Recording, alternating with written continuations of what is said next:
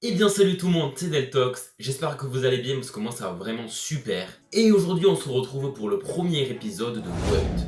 C'est une série que j'avais vraiment envie de lancer sur cette chaîne YouTube. What, c'est une série de vidéos qui va me permettre de vous présenter et de vous expliquer des technologies et des techniques utilisées dans le monde de l'high-tech, du cinéma, des jeux vidéo et donc bien sûr de l'audiovisuel. Dans ce premier épisode, je voulais ainsi vous expliquer ce que sont et ce que représentent les technologies de chez Dolby. Je suis sûr que vous avez déjà vu lorsque vous avez acheté un DVD, un Blu-ray, un jeu vidéo, une TV ou un système de home cinéma, la mention Dolby avec écrit par exemple Dolby Digital ou encore Dolby Atmos. Et bien à la fin de cette vidéo, tu auras compris quel est le but de ces technologies vraiment épatantes. Allez, c'est parti. Tout d'abord, je vais vous expliquer mais qu'est-ce que Dolby? Dolby, c'est une entreprise qui développe de multiples déclinaisons de spatialisation mais aussi de compression sonore. Elle a été créée au début des années 1970, mais ce n'est qu'en 1980 que Dolby se fit un nom dans le monde du cinéma et de l'audiovisuel. En effet, à la fin des années 1970, George Lucas voulait une vraie technologie de spatialisation sonore pour sa trilogie originale des Star Wars. Et c'est ainsi qu'apparut le Dolby Surround en 1982 lors de la sortie en salle de Star Wars épisode 6, Le Retour du Jedi. Et la technologie du Dolby Surround est aujourd'hui très simple à expliquer. Nous avons seulement un canal pour la voix centrale monophonique et deux autres canaux sur les côtés pour le reste de la bande sonore. On a donc juste ici une sorte de stéréo un petit peu amélioré. Mais la vraie technologie de chez Dolby s'accentua principalement en 1992 avec l'apparition du Dolby Digital. Et c'est là que la véritable spatialisation sonore de cette entreprise prit de l'ampleur. Nous retrouvons alors 5 canaux indépendants plus un canal réservé aux caissons de basse. C'est ainsi que l'on appelle cette spatialisation sonore une spatialisation en 5.1.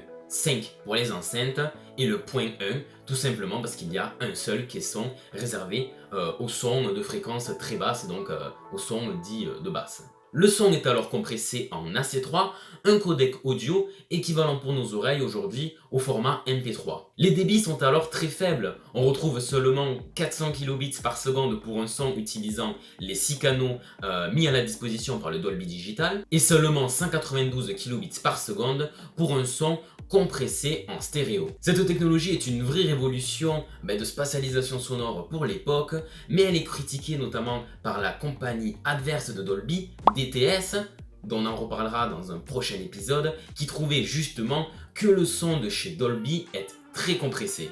Il faudra par la suite attendre jusqu'en 1999 pour voir apparaître le Dolby Digital X. C'est une version extended, donc étendue, du Dolby Digital. Il ajoute alors un canal supplémentaire à l'arrière pour obtenir un son en 6.1.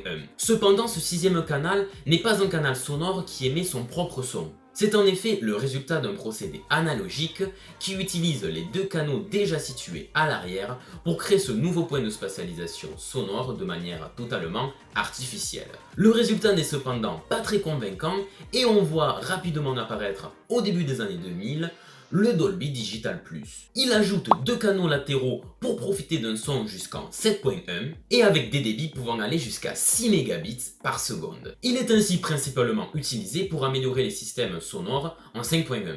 Mais il sera lui aussi remplacé plus tard par le Dolby True HD, même si le Digital Plus reste, comme je l'ai dit au début, un format très utilisé. On retrouve ce format audio à la télévision française lorsqu'il diffuse tout simplement un film ou une émission de télévision, mais aussi dans les consoles de chez Sony, que ce soit la PlayStation 3, la PlayStation 4, mais aussi dans le futur la PlayStation 5. Et comme je l'ai dit, en 2006 vient alors l'heure de l'apparition du Dolby True HD. C'est tout simplement la version courante et définitive du Dolby Digital Plus que l'on va par exemple retrouver sur les DVD mais aussi sur les Blu-ray actuels. Mais c'est aussi la première norme audio chez Dolby qui ne compresse pas le son. Et ouais, comme au cinéma. Même si DTS fait déjà ça depuis 1992. Mais bon, on en reparle dans la future vidéo. Ce format audio est utilisable seulement via un câble HDMI de norme 1.3 et bien évidemment supérieur, et il peut délivrer jusqu'à 14 canaux pour un débit pouvant atteindre les 18 mégabits par seconde. Il est donc idéal pour supporter les divers langages des contenus audiovisuels, tout en conservant la meilleure qualité possible. Et il supporte même pour chaque bande sonore un son pouvant être spatialisé en 7.1. Et même si cette technologie commence à vieillir, 14 ans tout de même, elle est toujours à la pointe pour le son des Blu-ray qui est vraiment impressionnant si vous avez un home cinéma adéquat. Mais il fallait bien évidemment aller encore plus en profondeur, avec encore plus d'enceintes, avec encore plus de basses, et désormais un son qui sera également spatialisé, non plus à l'horizontale, mais également à la verticale. Et c'est donc ainsi qu'apparaît en 2012 le fameux Dolby Atmos. Et comme je l'ai évoqué, sa grande spécificité, c'est qu'il apporte des enceintes au plafond ou des enceintes qui émettent leur son vers le plafond. Et donc ainsi, on a un bruit et un son vertical. Bien qu'il est principalement utilisé dans les salles de cinéma, il se décline également domestiquement, mais pour ça il faut vraiment y mettre le budget. Il y a alors diverses dispositions possibles, le 5.1.2, le 5.1.4, le 7.1.2, le 7.1.4, le 9.1.2 et enfin le 9.1.4, en fonction tout simplement du budget de chacun. Je le réexplique, mais lorsqu'on dit par exemple 7.1.2, le premier chiffre fait référence au nombre d'enceintes qui vont être horizontales à nos oreilles tout simplement. Le point 1 c'est pour le caisson de basse, et donc le troisième chiffre, le 7.1.2, donc le point 2, c'est tout simplement pour le nombre d'enceintes qui vont émettre un son vertical. Le Dolby Atmos permet également de conserver des pistes sonores pouvant utiliser jusqu'à 64 canaux indépendants. Et il a permis il y a quelques années de voir apparaître près de chez nous des salles Dolby Cinema utilisant bel et bien 64 enceintes, mais ça également je vous en reparlerai dans un prochain épisode de Web.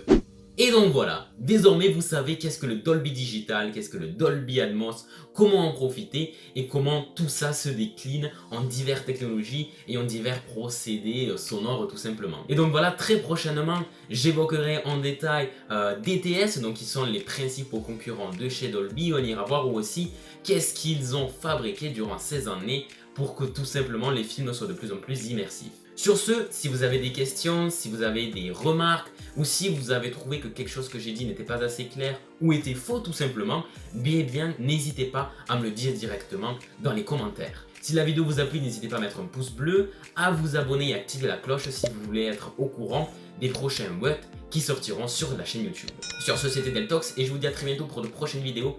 Bye bye tout le monde.